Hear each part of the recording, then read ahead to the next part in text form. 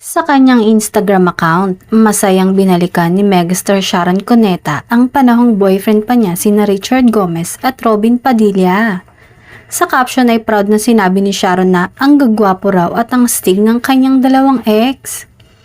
Kakatuwa naman, wala lang, ang sarap lang makita ng nakasmile ka. Happy for them, caption ni Mega.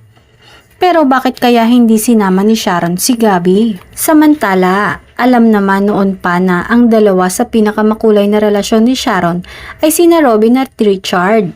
In her old interview, inamin ni Sharon na ang dalawang R na ex niya ang itinuturing niyang great love.